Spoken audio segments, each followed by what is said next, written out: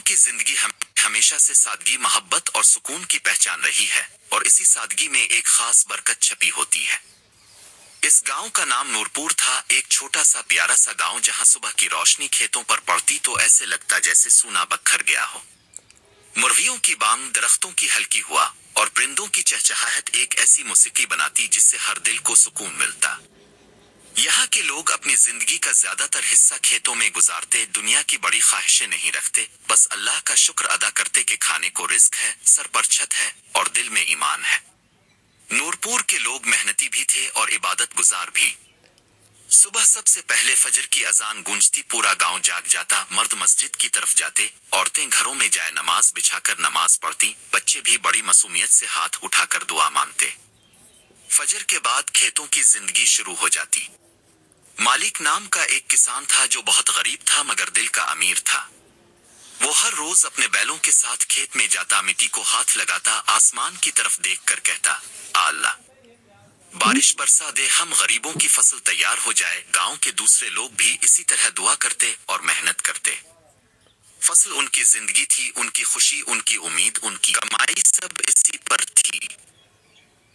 जब बारिश होती तो बच्चे मिट्टी में खेलते, औरतें हंसते हुए छपती फिरती और मर्द खुशी से आसमान की तरफ देखते कि रब ने उनकी जमीन में बरकत डाल दी। नूरपुर में मोहब्बत, भाईचारा और दिल की सफाई का ये आलम था कि कोई किसी का बुरा नहीं चाहता था।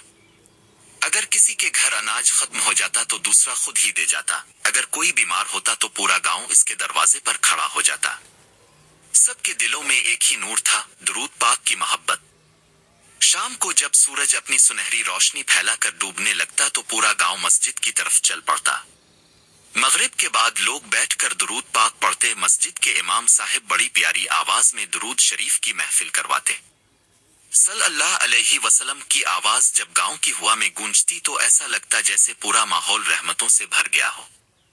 इस महफिल के बाद सब लोग दिल ही दिल में सुकून महसूस करते और अपने घरों की तरफ जाते।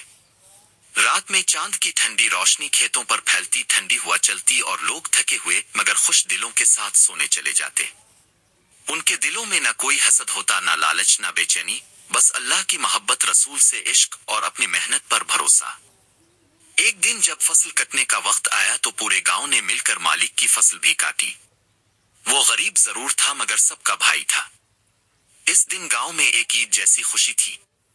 सब ने शुक्र अदा किया, दुरूद शरीफ पढ़ा और अल्लाह का नाम लिया। मालिक रोता हुआ बोला, अल्लाह ने मुझे कमजोर नहीं छोड़ा, मुझे मेरा गांव दे दिया। गांव के बुजुर्ग ने कहा, बेटा, जो लोग नमाज पढ़ते हैं, दुरूद पढ़ते हैं और एक दूसरे का साथ देते हैं, अल्लाह उन पर कभी मुश्किल नहीं आने देता। इस रात जब पूरा गांव सो गया तो खेतों से ठंडी हवा के साथ ऐसा सुकून आ रहा था जो सिर्फ गांव की पाकीज़ा जिंदगी में होता है। सादा सी जिंदगी मगर दिल अमीरों से भी ज्यादा भरे हुए।